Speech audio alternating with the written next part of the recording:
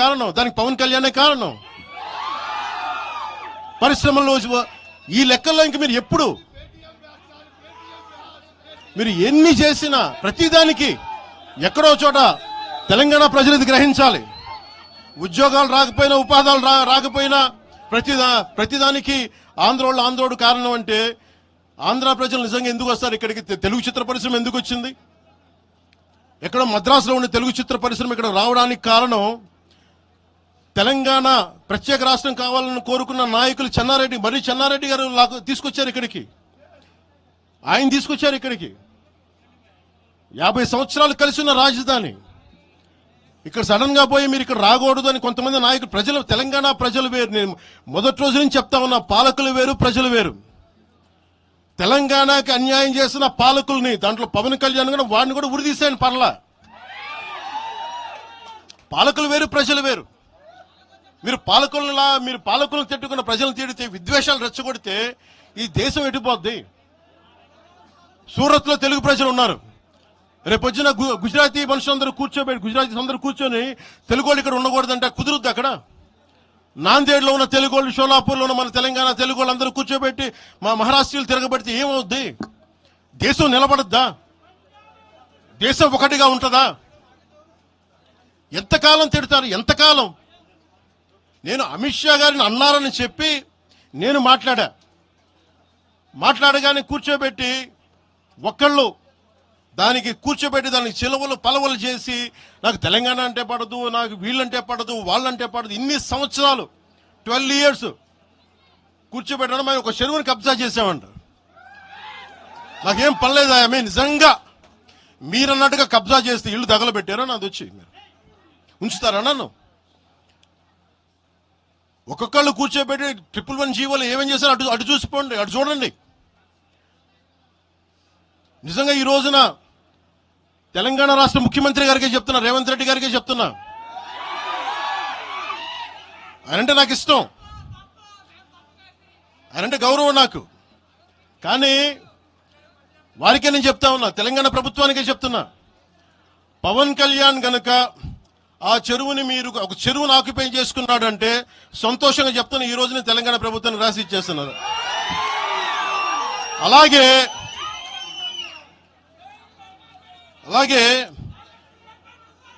Left మేము వామపక్షవాదులు అని చెప్పి ఒక ఎనలిస్ట్ మాట్లాడతా, ఇది ఎలా ఉంటుందంటే, ప్రపంచ కార్మికులారా ఏకం కండి అని చెప్పే వామపక్ష భావజాలం ఈ రోజున ప్రాంతీయతకు వచ్చింది. ఆ వామపక్ష భావజాలం చెప్పే వ్యక్తి అనలిస్ట్ ప్రకారం ప్రపంచ కార్మికులారా ఏకం కండి చెప్పే వామపక్ష భావజాలం ఈ రోజు ఎక్కడికి వచ్చింది? ఆయన చెప్పిన విధానం ప్రకారం ప్రాంతీయతకు వచ్చింది. కమ్యూనిజం ఎందుకు చచ్చిపోయిందండి? ఇలాంటి వాటి వల్ల చచ్చిపోద్ది. ఈరోజు గద్దర్ గురించి మాట్లాడతారు. బండెనక బండి కట్టి 16 బండ్లు కట్టి ఏ బండిలో పోతాం నిజాం సర్కార్ ఓడా అంటే అది ఈ రోజు మాకు వచ్చిన ప్రేమ కాదు. మాకు అది నా చిన్నప్పుడు చెప్పాను ఆ మాట, తర్వాత ఫస్ట్ మీటింగ్ లో చెప్పా. గద్దర్ గారు బతికున్నప్పుడు మీరందరూ ఏమయ్యారా? గద్దరన్న బతికున్నప్పుడు మీరందరూ ఎక్కడున్నారు? గద్దరన్న వెన్నులో బుల్లెట్లు దిగితే గద్దరన్న నా దగ్గరికి వచ్చాడు.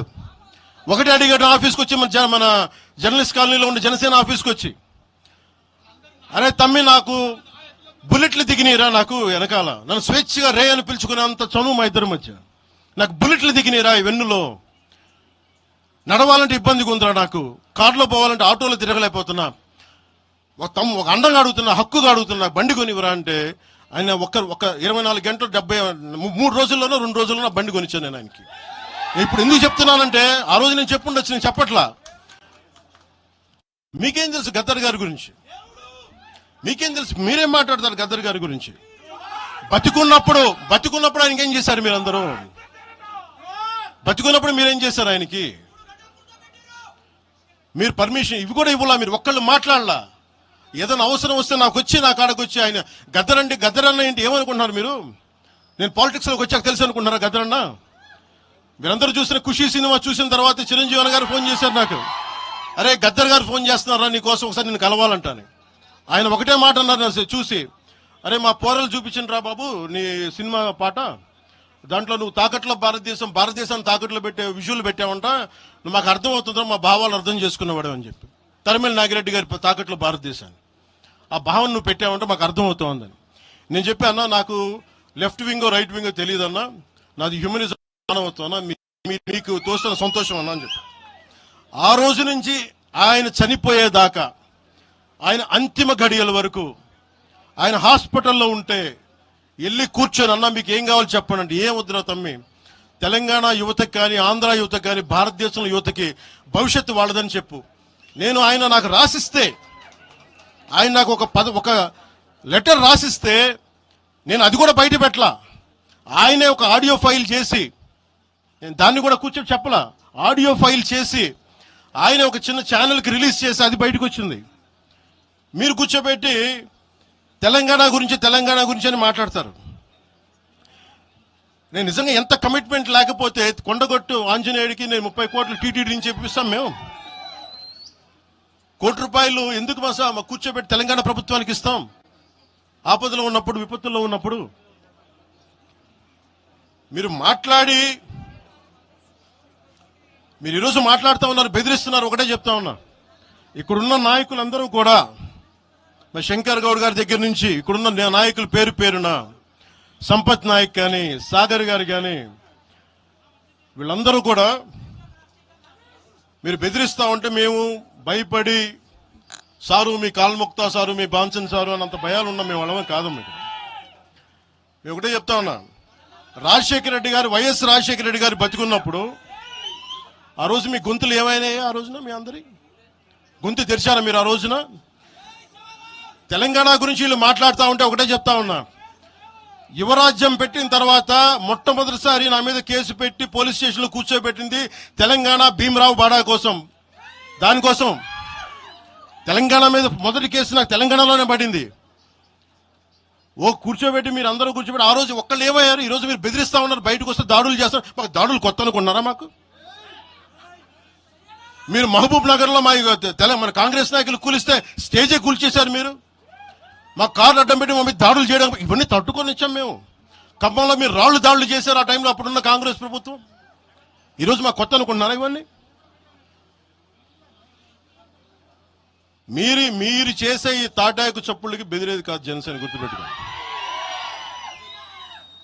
ఏదైనా మాట్లాడితే తెలంగాణ ప్రభుత్వం అధినేతలు కూడా చెప్తా ఉన్నాను, మీ ఇళ్లలోకి వచ్చి దూరిపోయి ప్రైవేట్ ఆస్తుల్లోకి వచ్చి నిజంగా ఒక తప్పు జరిగే ఉంటే, నేను ఈరోజు మళ్ళీ చెప్తున్నాను, రీఐటరేటింగ్, you seize the property.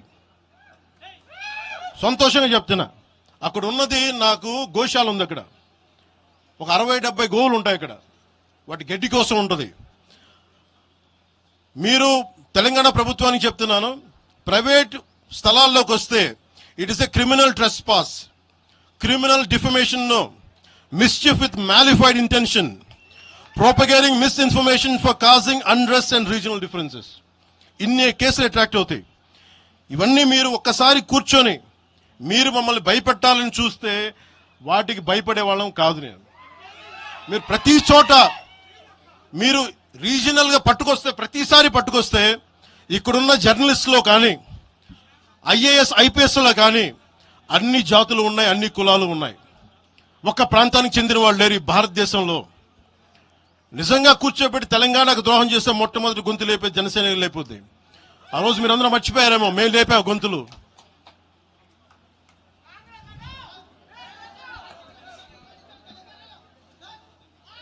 Congress హటావ్ దేశ్ బచావ్ అనడానికి ఈ రోజు ఇందాక మీరు చెప్పినానికి చెప్తున్నా.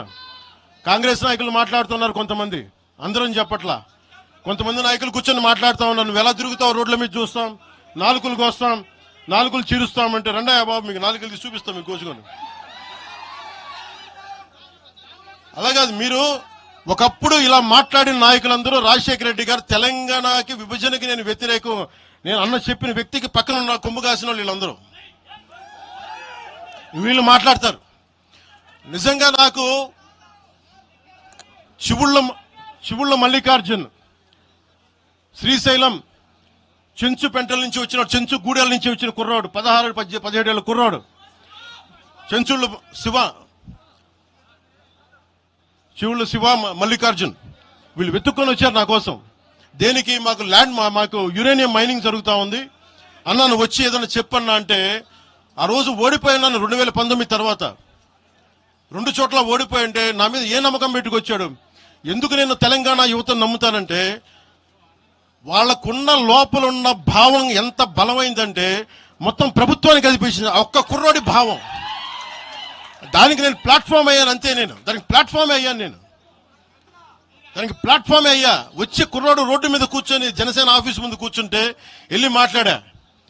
ఏం బాబు ఏం కావాలన్నా అంటే, నీకు కూర్చోబెట్టి అన్న మాకు యురేనియం మైనింగ్ జరుగుతుందన్న మా శ్రీశైలంలో చెంచుపెంటల్లో, నువ్వు మాట్లాడన్నా అంటే మొత్తం తీసుకొచ్చాను. తీసుకొస్తే ఒక్క మాట మాట్లాడితే ఆ రోజున వి హనుమంతరావు గారు, ఇప్పుడు కాంగ్రెస్ నాయకులు వి హనుమంతరావు గారు, మేము కూర్చొని మాట్లాడితే అఖిల పక్షం ఆ రోజు పిలిచాం.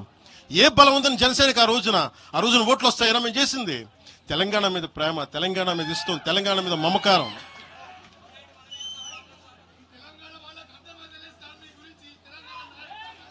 తెలంగాణ ప్రజలు వేరు, తెలంగాణలోని కొద్దిమంది. నేను కేసీఆర్ గారు భారత రాష్ట్ర సమితి పెట్టి ఆంధ్రాలో పార్టీ పెట్టినప్పుడు స్వాగతించిన వాడిని నేను. ఒక పార్టీ ఎక్కడైనా పెట్టుకోవచ్చు. కేసీఆర్ గారికి మనస్ఫూర్తిగా ఆ రోజున తెలంగాణ మనకి గుంటూరులో బీఆర్ఎస్ పార్టీ కార్యాలయం పెడితే, అంతకుముందు జనసేనలో పనిచేసిన నాయకులను ఆయన ప్రెసిడెంట్గా పెడితే మనస్ఫూర్తిగా స్వాగతించాం. అలాగా అందరూ కూడా పంజాబ్ వెళ్ళొచ్చు, మహారాష్ట్ర పోవచ్చు, జనసేన మటుకు తెలంగాణలో అడుగు పెట్టకూడదంటే మేము ఏం కోరుకున్నాం? జనసేనలో మేము తెలంగాణలో ఏం కోరుకుంటాం? పవన్ కళ్యాణ్ ముఖ్యమంత్రి అవుతాడు ఇక్కడ. ఆంధ్రాలోనే దిక్కు లేదు, పవన్ కళ్యాణ్ ఇక్కడే ముఖ్యమంత్రి అవుతాడు. కానీ దేనికి భయం అంటే, చైతన్యవంతులను చేస్తామన్న భయం. అదొక్కటే భయం. సమస్యల మీద తిప్పి కొడితే ఎంత? 4 కోట్ల జనాభా ఉన్న, దాదాపు 4 కోట్ల జనాభా ఉన్న తెలంగాణలో జనసేన తిప్పి కొడితే 1,00,000 మంది పైన కూడా లేరు. 2,000 మంది జన సైనికులతోటి, సాధకులతోటి మేము సభ పెట్టుకుందామంటే మీరు దీనికి పర్మిషన్ ఇవ్వకపోతే మేము ఏం చేస్తాం? మేము దుర్మార్గాలు చేస్తామా? మేము అంటే నాకు ఎలా ఉంటుందంటే, మీరు ఏదైనా మాట్లాడండి అంటే ఎక్కడ. ఇప్పుడు నేను ఒక ఎనలిస్ట్ కూర్చొని నేను మాట్లాడింది వేరు, నువ్వు అమిత్ షా గారిని మాట్లాడితే నేను దాని గురించి ప్రస్తావిస్తే దీంట్లో ప్రాంతీయత ఎక్కడుంది? దీంట్లో తెలంగాణ నేను ఎప్పుడు అవమానం చేశాను? దీంట్లో కులాలు ఎక్కడొచ్చినాయి? మీరు తీసుకొచ్చి మీరు తిడతా ఉంటే అంటే నాకు ఒక హక్కు కూడా లేదా? మీ ఇష్టానికి మీరు మాట్లాడితే మేము కనీసం నొచ్చుకునే అభిప్రాయం కూడా మేము చెప్పకూడదా? బాధ కూడా పడకూడదా? అంటే మేము కూర్చోబెట్టి బాంచం ద్వారా అలాగే ద్వారా మీరు ఎలాంటి భరించాలా? మేము పీకలు పోయినా పర్లేదు, పీకలు కోసుకుంటాం, కానీ భయం అయితే మాకు రాదు.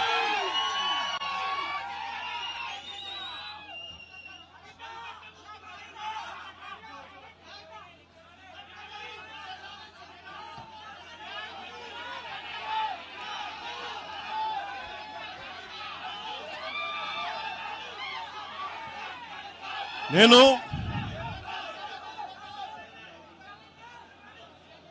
తెలంగాణలో ఆంధ్ర వాళ్ళకి ఏం పని అంటారు? సంతోషం, కరెక్ట్. అది తెలంగాణలో ఆంధ్ర కాంట్రాక్టర్లు ఓకేనా? ఇక్కడ ఆంధ్రాలో తెలంగాణ కాంట్రాక్టర్లకి బాగానే పనిచేస్తున్నారు. అక్కడ తెలంగాణలో ఆంధ్ర కాంట్రాక్టర్లు బాగానే ఉన్నారు. ఎవరన్నా మీరు బేవకూఫులు చేస్తా ఉన్నారు? మీరు ఎవరిని బేవకూఫులు చేస్తారు? మీరు ప్రజలనేమో మీరు మభ్యపెట్టి, యువత మీరు ప్రజానికం, మీరు తెలంగాణ ప్రజలు ఇది గుర్తించాలి. ఇది